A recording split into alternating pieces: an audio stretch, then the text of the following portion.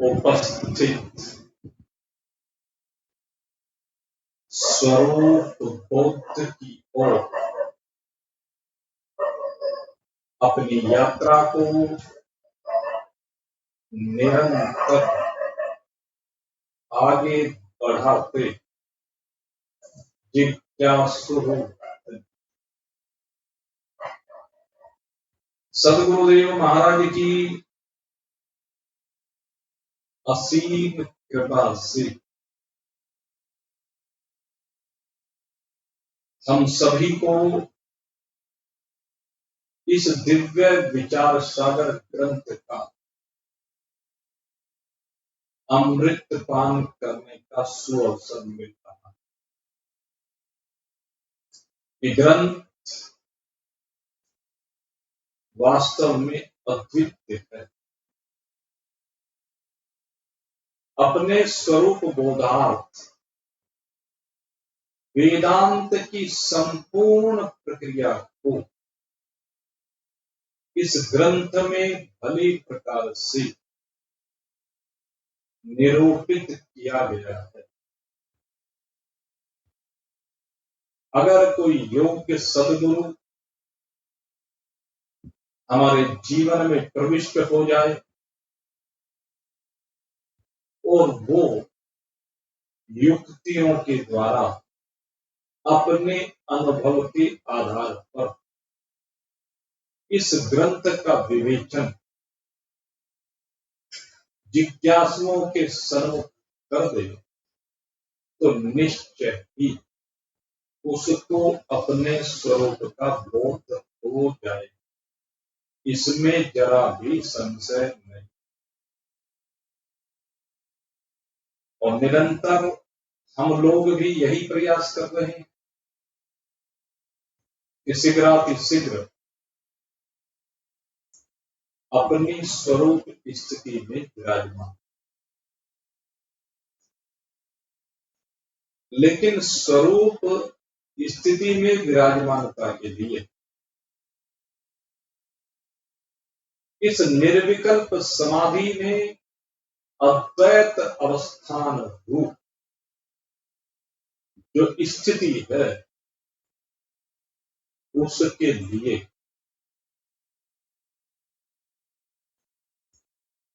चार जो बीच में विघ्न आते हैं उन विघ्नों को अपने जीवन से हटाना। कल दो विघ्नों के ऊपर चर्चा की गई। सबसे पहला विघ्न जब अंतःकरण की वृत्ति ब्रह्माकार होती है तो आलस्य और निद्रा आकर के सबसे पहले इसमें विघ्न डाल।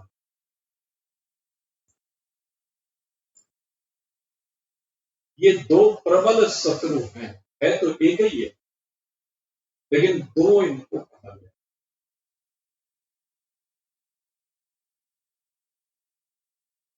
आलस्य और निद्रा। जब वृत्ति ब्रह्माकार होते होते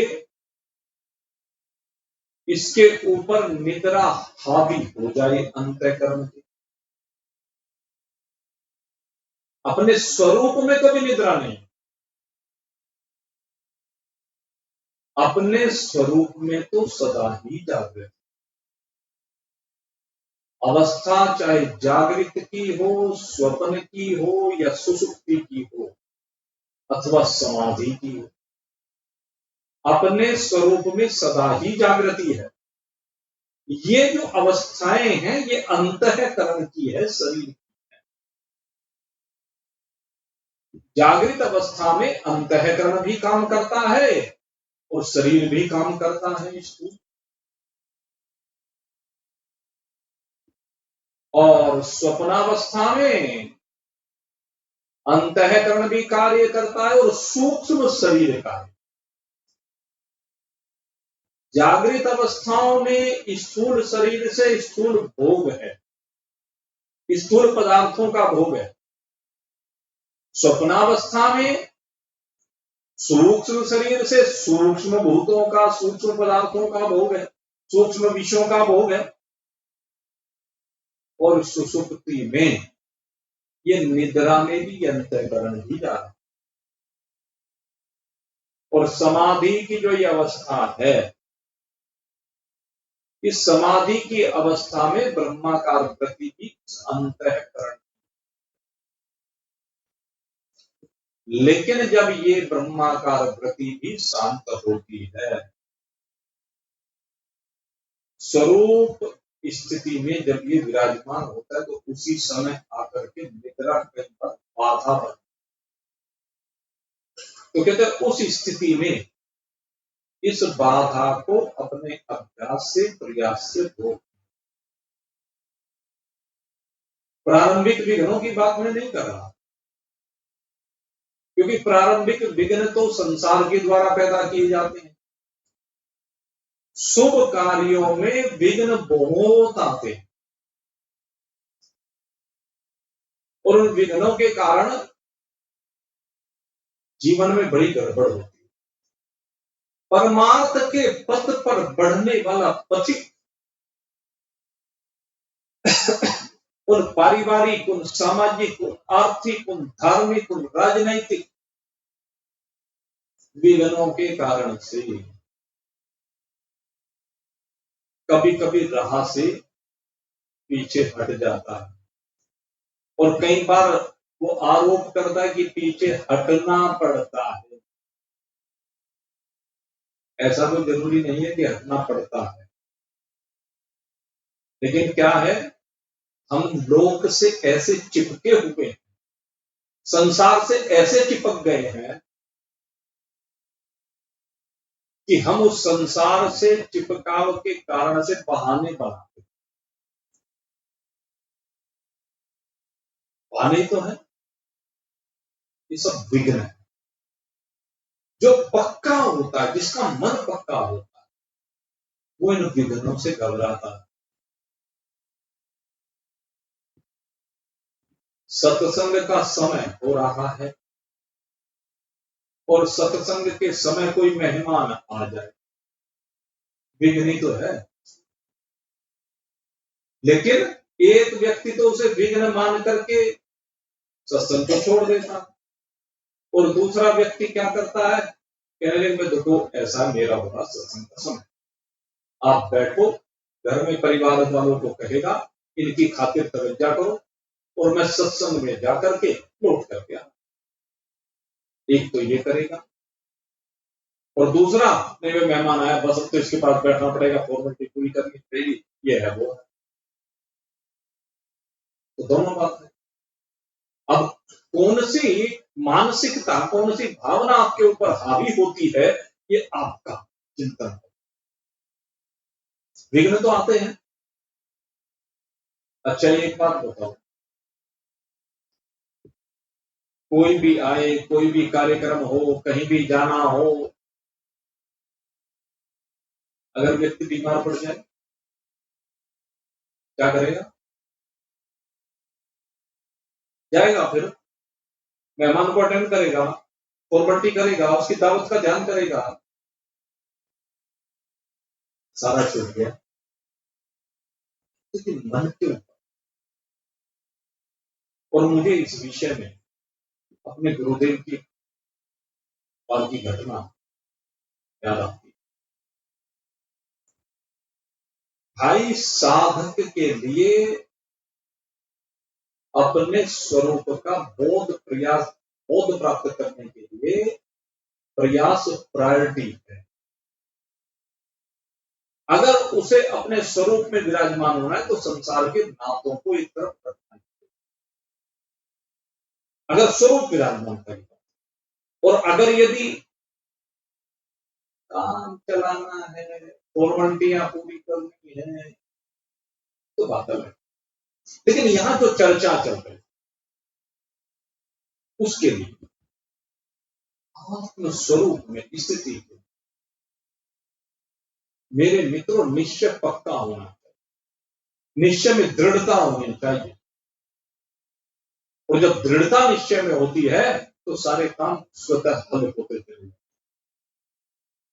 एक बार हमारे गुरुदेव बहुत शरीर की स्थिति बड़ी प्रतिकूल थी और गंगाराम हॉस्पिटल में भर्ती थे। गंगाराम हॉस्पिटल में जब हम मिलने के लिए गए तो उनसे पूछा, महाराज जी कैसे हो? वो स्थिति जब असह्य पीड़ा शरीर में थी और उस समय तो ये लग रहा था कि कोई भरोसा नहीं, बिल्कुल ऐसी स्थिति, बहुत लंबे समय से वहां पर भर्ती थी। लेकिन जब मिलने के लिए गया और उनसे पूछा, महाराज जी कैसे हो, क्या स्थिति है? कहने लगे, भाई हमारी तो रोज दीपावली है। क्यों कहा? इसलिए कहा कि क्योंकि वो रोज हर समय अपने स्वरूप में, हर समय उनकी ब्रह्माकार वृत्ति है।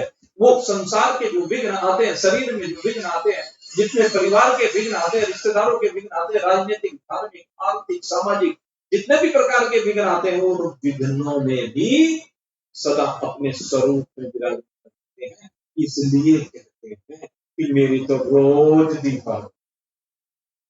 तो ये रोज दीपावली, दीपावली का मतलब आनंद है। दीपावली का मतलब हर समय आप अपने स्वरूप में विराज, इसी को कहते हैं निर्विकार निर्विकल्प समाधि, अद्वैत अवस्थान रूप निर्विकल्प समाधि।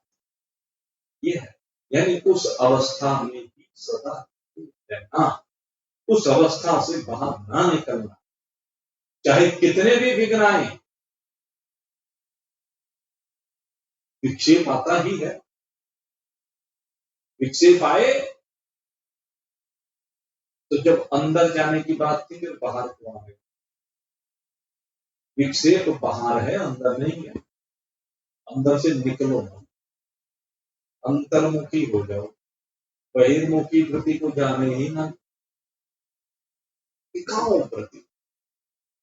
क्योंकि जब ये बहिर्मुखी वृत्ति होगी तो संसार में, संसार के संबंधियों में, संसार के पदार्थों में जरूर जाती, और जब वहां वृत्ति जाती है तो उसमें आसक्त होती है, उसमें आसक्त होती है तो फिर अनुकूलता और प्रतिकूलता परोसती ही है, सीधी। और जब वो अनुकूलता प्रतिकूलता परोसती है तो फिर अनुकूलता और प्रतिकूलता का अर्थ है सुख और दुख का होना। उस स्थिति में कभी सुख होता नहीं, कभी दुख होता। ये विक्षेप जो समय समय पर बाधा करते हैं, कहते हैं विक्षेप को हटा दिया, वृत्ति को बहिर्मुखी नहीं अंतर्मुखी बनाए, हम ब्रह्मास्मि भाव से संयुक्त रहे, निरंतर अपनी इस वृत्ति को लय करते चले जाए, निद्रा और आलस्य को दूर भगाएं। कल इन दो विषयों के ऊपर आपके सामने चर्चा की गई। अब तीसरी बात आ गई, और तीसरी बात ये सबसे महत्वपूर्ण, सबसे बड़ा विघ्न ये तीसरी जो बात आ गई, और इसे कहते हैं कसाय। कसाय साधना में स्वरूप स्थिति में बाधा सबसे बड़ी कौन सी है? कहते हैं कसाय। क्या है ये कसाय? कहते हैं राग आदि दोषों को कसाय कहते हैं। जो राग है ना, ये एक राग होता है, एक वैराग्य होता है। राग किसमें होता है? जो अनुकूल है, जो भी अनुकूल होता है उसमें राग हो जाता है, उससे प्रेम हो जाता है, उसका लालच भर जाता है।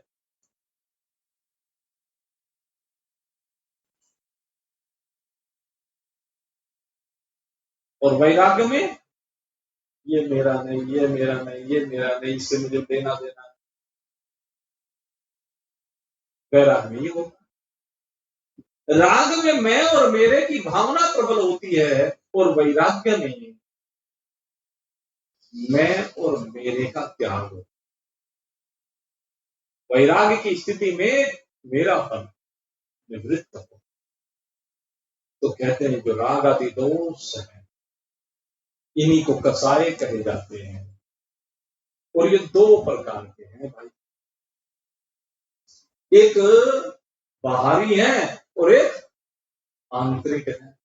एक तो बाहर बैठे हुए और एक अंदर बैठे हुए। कहते हैं बाहर कौन बैठा है? कहते हैं पति बैठा है, पत्नी बैठी है, माँ बैठी है, पिता बैठा है, भाई बंधु बैठे हैं, संतान बैठी है, धन बैठा है, जमीन जायदाद बैठी है, वस्त्राभूषण बैठे हैं, खजाना बैठा है, एसी बैठा है। ये क्या है? राम के पदार्थ बाहरी। बाहरी इन्हीं में तो राग होता है, इन्हीं का तो संग होता है, इन्हीं की तो चाहत होती है, इन्हीं की तो वृद्धि करने की चाहत होती है, निरंतर बढ़ते चले जाए। इन्हीं से संसार के भोग इकट्ठे होते हैं। और दूसरे अंदर बैठे हैं। एक तो ये है। अब अंदर क्या बैठे हैं?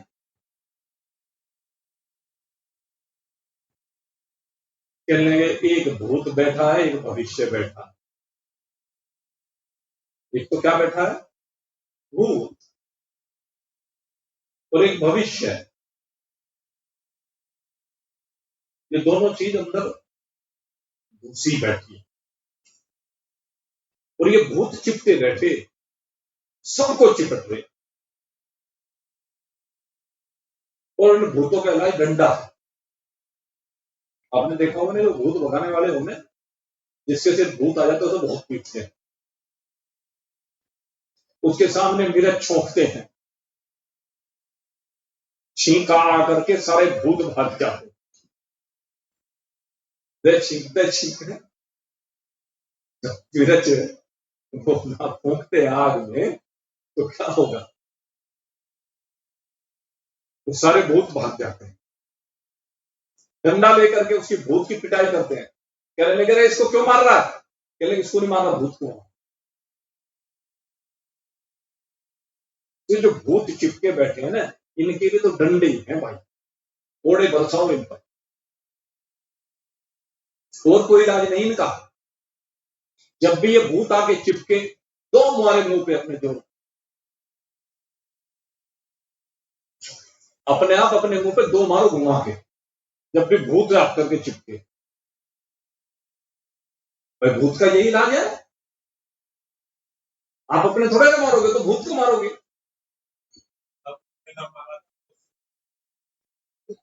अपने पर न मारा जाए तो भाई घर वाले पड़ोसी, क्योंकि घर वालों को ममता होती है, इसलिए किसी पड़ोसी को बुलाओ, उनके इसके जरा दो चार जरा जमा दे डंडे।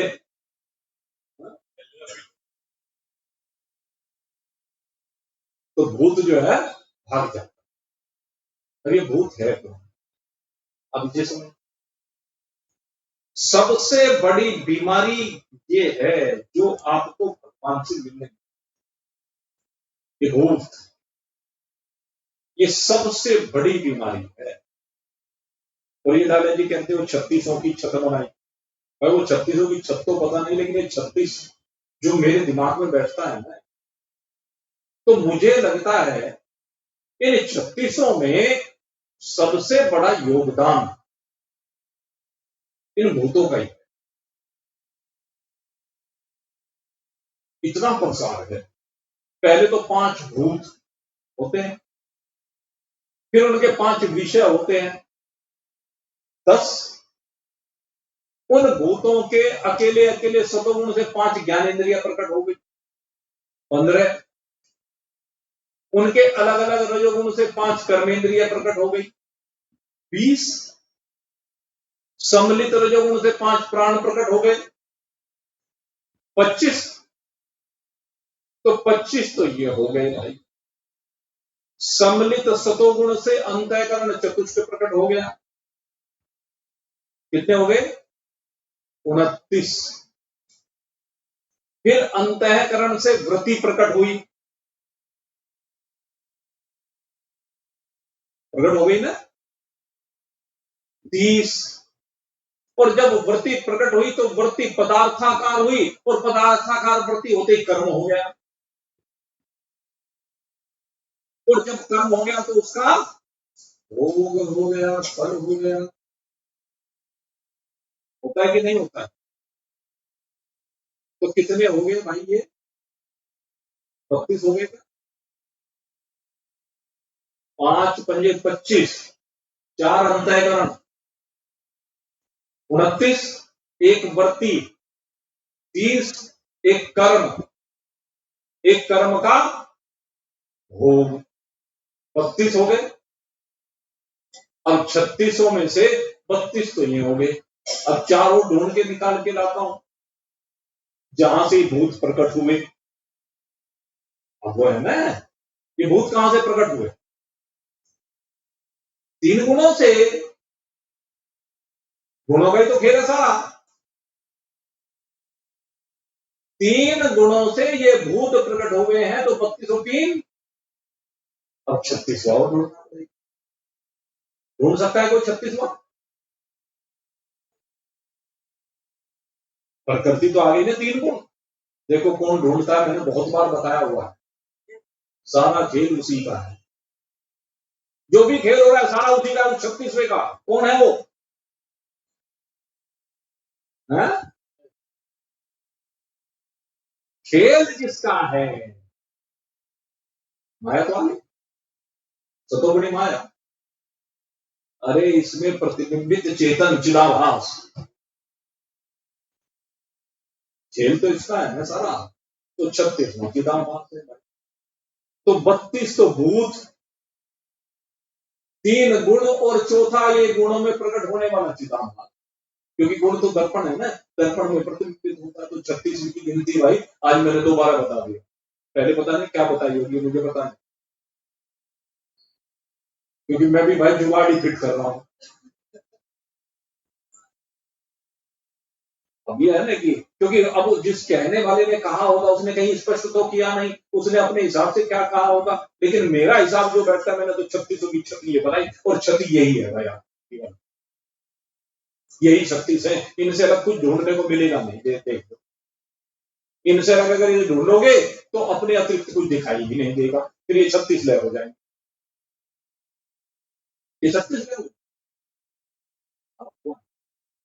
तो अब जो ये भूत है ना, सबसे जरूरी है भूतों को भगाना।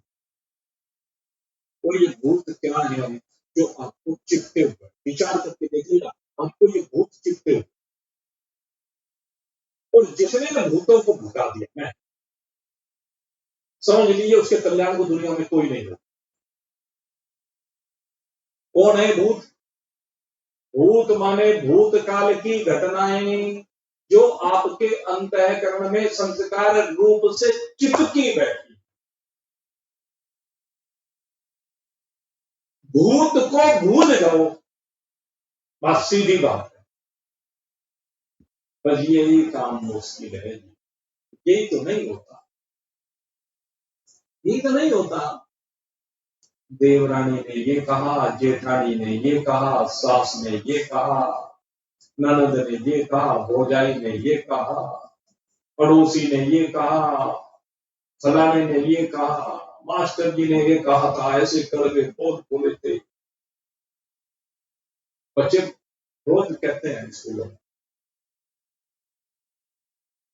तो ये है भूत में जो घट चुका, वो घट चुका, वो मर चुका, वो जा चुका, लेकिन वो अभी भी हमारे अंतःकरण में बैठा है। और जब वो बैठा है तो उसके बैठे हुए ब्रह्मा का वर्ती की कल्पना की नहीं जा सकती। तेरे इस अंतःकरण में अगर ये भूत बैठे हुए हैं कैसे कल्पना कर सकते हो? इसलिए अपने अंदर से इन भूतों को भगाइए। जब तक ये भूत नहीं भागेंगे तब तक इन 32 से छुट्टी नहीं होगी। सीधी बात। ये जो 32 मैंने अभी आपको बताया, इनसे छुट्टी नहीं होगी। इनके चक्कर में फंसते रहेंगे, आसक्ति बनती रहेगी वृत्ति की, कर्म होते रहेंगे और भोग होते, मुक्ति नहीं होती। इसलिए मेरे मित्रों, संभलिए। संभलना जरूरी है, समझना जरूरी है। संभलने के लिए समझना जरूरी, और समझ यही है अब उन घटनाओं से क्या लेना देना। एक आदमी गंगा जी के किनारे खड़े होकर के तोलने लगे, मापने लगे कि कितना गंगा जल बह गया। अरे बह गया तो बह गया, जो उनका सामने है उसमें नहा ले। तो सामने है उसमें नहा ले, और क्यों चक्कर में पड़ रहा है तू? क्या आवश्यकता है? जो बह गया सो बह गया, कितना बह गया सो बह जाने। एक पीछे एक दृष्टांत सुनने को मिला। एक बार क्या था, एक लकड़हारा था, और वो लकड़हारा रोज लकड़ियां काट करके लाता, और लकड़ियां काट करके जो लाता उनके कोयले बना करके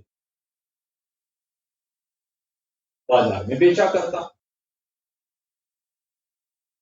लकड़ियों को ना बेच करके कोयले, क्योंकि पहले कोयले जलाया करते थे और लकड़ी से कोयला बना करके जलाते, तो उनके कोयले बना करके जलाता, वो बेचता, उससे गुजारा कर रहा। एक बार संयोग की बात हुई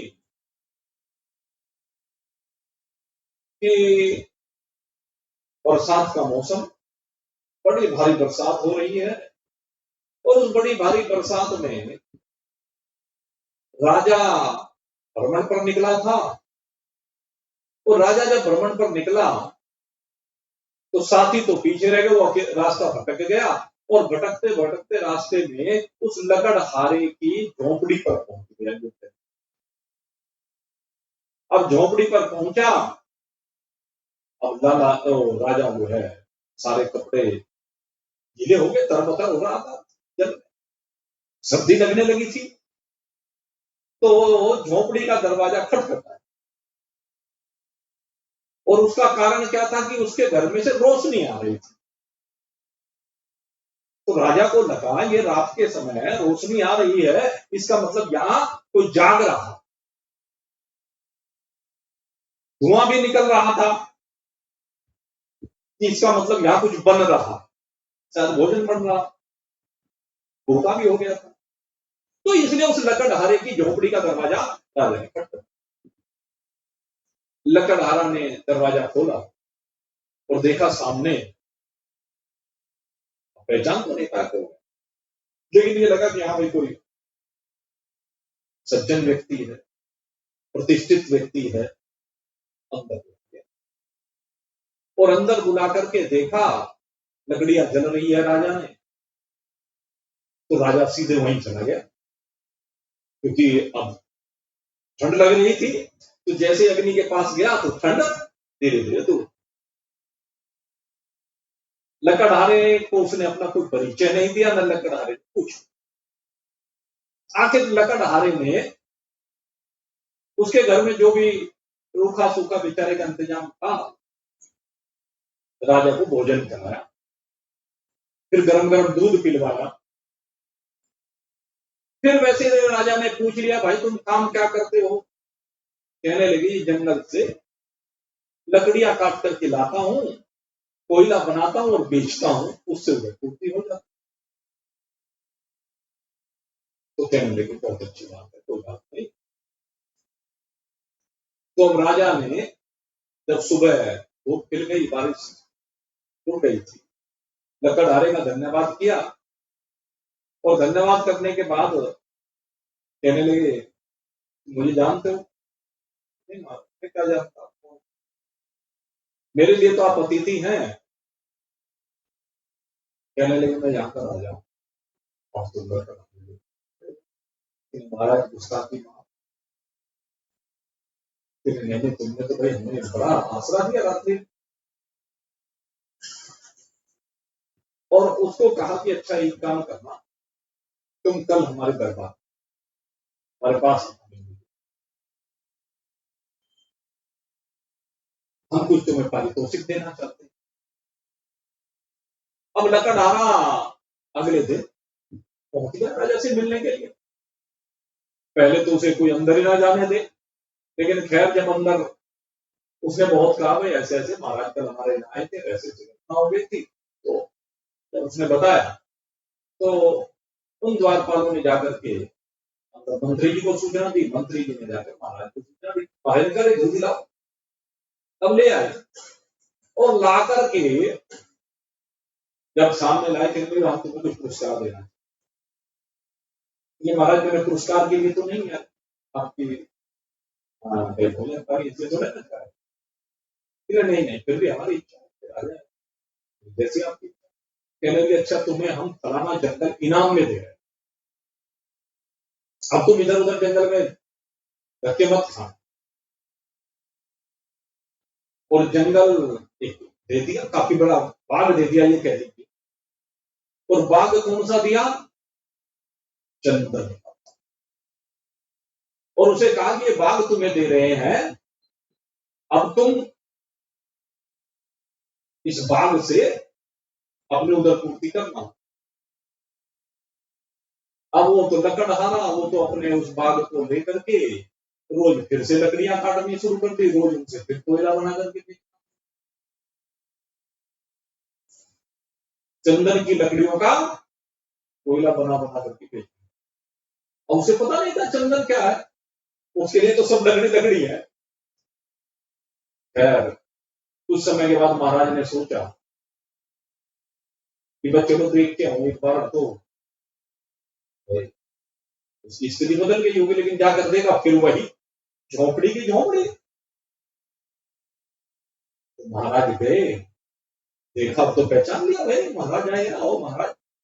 कैसी कहते नहीं, बहुत बढ़िया आपने जंगल दिया, अब इधर उधर धक्के खाने की जरूरत नहीं, रोज जंगल में जाता हूँ, रोज लकड़ी काटता हूँ, रोज कोयला बनाता हूँ, बाजार में बेच आता हूँ। महाराज कहने लगे, भाई वो तो ठीक है, लेकिन तुम्हें पता है वो जंगल जो तुम्हें दिया था वो कहाँ का है? कहने लगे, मुझे तो पता नहीं। कहने लगे, वो चंदन का जंगल है, और चंदन की जो लकड़ी होती है वो बहुत कीमती होती है। कल एक काम करना, कोई मत बना, चंदन के पेड़ की कुछ लकड़ी काट करके ले जाना और बाजार में बेच देना। अगले दिन उसने ऐसा ही किया, ले जाकर के बाजार में वो चंदन की लकड़ी उसने जाकर के बेची, तो इतना पैसा मिल गया। इतनी कीमती। अब यहां पर दो चीज, अब वो रोए कि हंसे, कथा अपनी जगह, विषय क्या है, अब वो रोए या हंसे, या आप सब अपने ऊपर लगा करके देखना। आज की जो परिस्थिति है, इतनी चंदन की लकड़ी जला करके कोयला बना करके बेच डाली, इतनी कीमती लकड़ियां, इतना धन आपने लुटा गिरा, पता नहीं कहां कहां लुटा दिया, पता नहीं कहां कहां खर्च हो गया, कैसे नाश हो गया भाई, इतना लोगों ने मार लिया भाई, लोग लेके देते नहीं भाई, है? पता नहीं सो बात निकल के आती है, और आदमी चिंता करता है, हाय मर गया, हाय। जिसके पास करोड़ों की जायदाद पड़ी, वो भी क्या कहता है, मर गए, फलाने ने 10 लाख मार के, फलाने ने 5 लाख, फलाने 10,000 मार के, 20,000 मार। अरे तेरे पास आज क्या है ये देखेगा, या जिसने तेरे इतने मार लिए वो देखेगा। उनको देखेगा तो रोएगा, और वर्तमान को देखेगा तो भगवान की कृपा को देखेगा। क्या करोड़ों का जब आया था तब पहले क्या, तो लकड़हारे ने देखा कि ये चंदन की लकड़ी बड़ी कीमती है, बड़ा प्रसन्न हुआ। कहने लगे कोई बात नहीं, कितनी लकड़ियों का कोयला बन गया कोई बात। लेकिन अब पता चल गया कि चंदन है, ये असली माल है, बहुत कीमती माल है। तो कहने लगा इस माल का सदुपयोग कर, एक ही वृक्ष को बेचने से कहने लगे हवेलियां बन जाएंगी। तो वो पीछे क्यों देखे, हम पीछे क्यों देख रहे हैं। भूत में क्या मिल गया और क्या बिछुड़ गया, इस बात का चिंतन करने की जरूरत है। और चल तो अगर चिंतन करे उससे कुछ मिलेगा क्या तुझे, सिवाय रोने के कुछ नहीं, सिवाय रोने के कुछ मिलेगा नहीं। और इनसे ज्यादा क्या राहोगे, इधर बैठी हुई है सारी देवियां, क्योंकि सबसे बड़ी बीमारी इनके पल्ले यही है। सबसे बड़ी बीमारी आप लोगों के पल्ले यही है, ये पाल रखी है। जहां खड़ी होंगी वही चर्चाएं यही होंगी। अरे आप आत्मज्ञान के सत्संग में आ रहे हैं, अपने स्वरूप बोध की ओर बढ़ना चाह रहे हैं, तो अपने मन से इस भूत को निकालो। भूत में क्या हो लिया, मारो झाड़ू, एक दिन साफ कर दो। इस भूत के चिंतन को निकाल दो अपने अंदर से, ये सबसे बड़ा विघ्न है। और इस मन को उस भूतों में लगाने के बजाय अपने स्वरूप की ओर लगाइए। जितना मन दुनिया में प्यार, जितना मन दुनिया में प्यार, उतना परमारथ में हो। जितना मन दुनिया में प्यार, उतना परमारथ में हो। अगर परमारथ में तेरा मन हो गया तो क्या होगा, जन्म जन्म के पाप कटेंगे।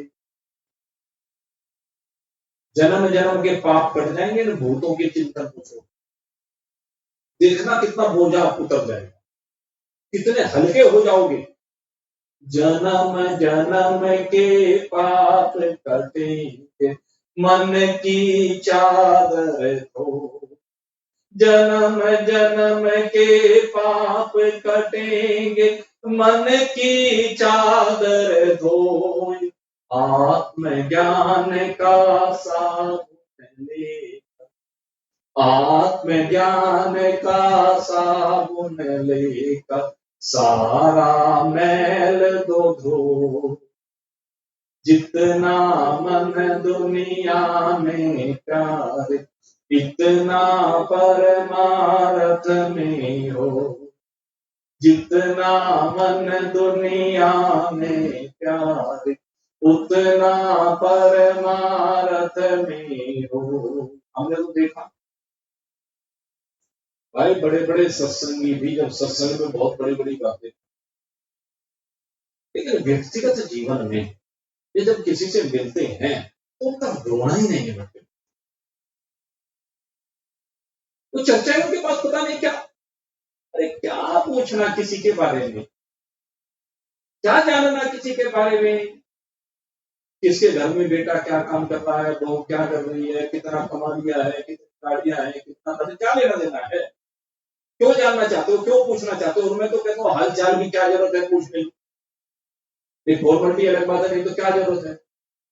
अगर कुछ दिक्कत होगी तो अपना बता देगा, तुम क्यों चक्कर में पड़ रहे हो। आए सत्संग में चुपचाप बैठे, अपना काम बनाए। सत्संग का काम सिर्फ ये, इतना दिमाग लगा। और नहीं तो भाई फिर हानि किसी की हुई, लाभ किसी का हुआ, रोना तुम्हारा, हंसना तुम्हारा। जग की हानि थोड़ी सी, जग की हानि थोड़ी सी, हंसवा ठार के रो। जग की हानि थोड़ी सी में हंसुआ डाल के रो। उतनी हानि श्रवण की सब, उतनी हानि श्रवण की सब, तारे कष्ट को। जितना मन दुनिया में प्यार, उतना परमार्थ में हो। कहते हैं जितनी छोटी छोटी नुकसान में होता रहता, उतनी हानि जिस दिन इन कानों को अपने स्वरूप के चिंतन के संदर्भ में चर्चा सुनने को न मिले, तो उस समय तड़पना चाहिए, उस समय रोना चाहिए, प्रभु ऐसी क्या गलती हो गई जिसके कारण आज तूने मुझे सत्संग प्रदान नहीं किया, आज तेरा चिंतन नहीं हो पाया, आज तेरे स्वरूप में मैं विराजमान नहीं हो पाया। प्रभु ये बार बार चिंतन करो तो सारे कष्ट दूर हो जाए। घर को मीत सांझ नहीं आ, घर को मीत सांझ नहीं आवे, मरता ही जो यदु। घर को मीत सांझ नहीं आवे, मरता ही जो यदु। सच्चा मीत, सच्चा मीत आत्म अपना, सच्चा मीत आत्म अपना, काम प्रीत न सो। सच्चा मीत आत्म अपना है, काम प्रीत न सो। जितना मन दुनिया में प्यारी, उतना परमार्थ में हो। लौकिक नातेदार भी शाम को घर में लगे देर हो जाए, रो रो के बुरा हाल कर देगा, लेकिन तेरा सच्चा प्रियतम, तेरा सच्चा मालिक, तेरा वास्तविक आसरा, आधार, अधिष्ठान, वो तुझसे बिछड़ा पड़ा है, वो तुझे मिला नहीं है, उससे तू प्रीत नहीं कर रहा है, उसके लिए तू रो नहीं रहा है। सबसे बड़ी गलती तो ये हो, सबसे बड़ी हानि तो ये हो रही है, इसलिए उसके बारे में चिंतन कर। एक गवाए प्राणी पछतावा मन ढो, एक गवाए प्राणी पछतावा मन ढो। अपना आप गवाए फिरता चिंता बीज न बो। अपना आप गवाए फिरता चिंता बीज न हो। जितना मन दुनिया में प्यारे, उतना परमार्थ में हो। जन्म जन्म के पाप कटेंगे, मन की चादर धो। इसलिए क्या करें, इस सच्चे प्रियतम को ढूंढें और इन विक्षेप को हटाएं। पहला विक्षेप भूत, वो पक्के बताओ, इन भूतों को मारो कि क्या गोली, इन भूतों को गोली मार दो आज, इन भूतों को आज जिंदा जला दो, इन भूतों को आगे अपने जीवन में आने न दो, नहीं तो चिपटे खाएंगे, रुलाएंगे। यही होगा। सोचो जब भूत आके चिपटेगा तो खाएगा, फिर रुलाएगा।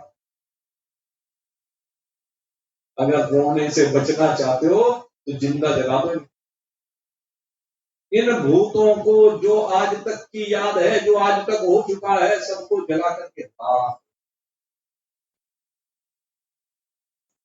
इसमें से कोई भी आपके अंतःकरण में रहना नहीं चाहिए। और फिर देखो आत्मज्ञान होता है कि नहीं।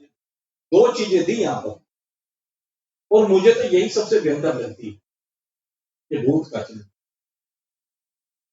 और दूसरी क्या है? भविष्य की चिंता।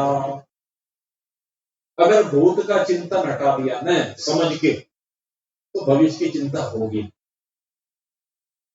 अरे जिसने अब तक खाने को दिया है, क्या चिंता करते हो? तुम बताओ। आप लोगों की चिंता किसी की भी, जो भी लोग संसार में, उनकी चिंता क्या है? रोटी, कपड़ा और मकान। 3 चीज तो ये चाहिए। अपनी अपनी परिस्थिति के अनुसार रोज सबको आसरा भी मिला हुआ है रहने का, पहनने को कपड़ा भी मिला हुआ है, भोजन भी किसी न किसी रूप में रोज मिल जाता है। और रही बात जिम्मेदारियों की, ऐसा कौन है जिसके बालकों के विवाह ना हुए हो? किसी की लड़की रही क्या? अपने आप से कोई शादी ना करे बात अलग, लेकिन किसी की लड़की नहीं रहती। जिम्मेदारियों की बात तो यह है, कोई कैसे भी कमाए, लेकिन चाहे भीख मांग के ही कमा रहा हो, उससे ही खा रहा हो। भाई संसार में ऐसे प्राणी भी हैं जो बिल्कुल विवश हैं। हमने देखा जब वो, अब तो जाते नहीं, पहले हम जाया करते थे जन्माष्टमी के दिन, तो हनुमान टिल्ले के बाहर हम देखते थे, ऐसे ऐसे पड़े रहते, देख करके ऐसी दया, हाथ नहीं पैर नहीं, बस करा रहे हैं, कटोरा बराबर में रखा है, लोग हाथ देखने का। तो ऐसे भी रोटी तो मिल ही रही है ना उनको भी, कोई तो खिला रहा है। जिसके हाथ भी नहीं पैर भी नहीं, अब वो खाई कैसे? तो कहते कोई ना कोई भगवान ने खिलाने वाला है। अब आप सोचो, जितने पशु पक्षी कीट पतंग है हाथ से खाना खाते हैं, हाथ से पैर से खाते हैं क्या? मुंह से खाते हैं। और कैसे खाते हैं? खोर में मुंह मारते हैं। कुत्तों को देखो, जमीन पर पड़ा हुआ मिट्टी भी साथ में लग जाती है। तो भगवान ने उनके लिए वैसी व्यवस्था कर रखी है जैसी कर्म के अनुसार व्यवस्था है, लेकिन कर तो रखी है ना। तो हर व्यक्ति की व्यवस्था है, वो कर्मानुसार व्यवस्था है। कर्म ठीक होना चाहिए व्यक्ति का, लेकिन अगर कोई कर्म ही बिगाड़ दे, अपने कर्मों को बिगाड़ दे, भले बिगाड़ लिया हो, शराब पी पी के सब निपटा दिया हो, क्योंकि ऐसे नालायकों की भी कमी नहीं है देश में, जिन्होंने घर का सारा माल शराब में लुटा दिया, माँ बाप ने बहुत जोड़ जोड़ करके रखा, उनकी जमा पूंजी को लुटा डाला, लेकिन घर में गुजारा उनका भी होगा। उनकी पत्नियां, उनके बच्चे, उनके माता पिता जैसे तैसे करके रोटी का जुगाड़ कर रहे हैं, कर रहे हैं ना। सबका होगा, रोटी उन शराबियों को मिल जाए।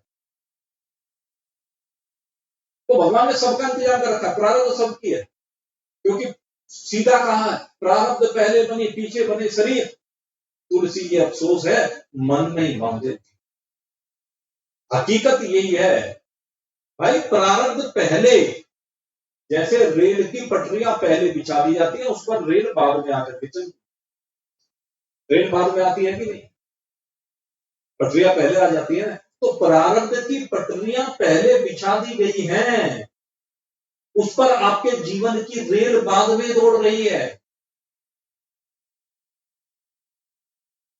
इस पर विश्वास करना, इसलिए भविष्य का चिंतन न, भविष्य की चिंता न, भूत का चिंतन, भविष्य की चिंता, इन दोनों से बाहर निकले, ये सबसे बड़ा कसाय। तो इस कसाय से आपको बाहर निकले, इस विघ्न को अपने जीवन से हटाना। और जब इस विघ्न को अपने जीवन से हटाओगे, तो मेरे मित्रों निश्चय ही अपने स्वरूप में विराजमान, निश्चय ही परमात्मा को प्राप्त करना। आप सभी के लिए बहुत बहुत शुभकामना करता हूं कि भगवान आपके जीवन के विघ्नों को दूर करे और आप अपने स्वरूप परमात्मा में विराजमान होकर के आनंद से संयुक्त जीवन को जिए। आपके जीवन में केवल केवल आनंद, आनंद और बस आनंद ही हो। इन्हीं शुभभावनाओं के साथ आज के सत्संग को अब यहीं पर विश्राम दे रहे हैं। बोलिए सच्चिदानंद भगवान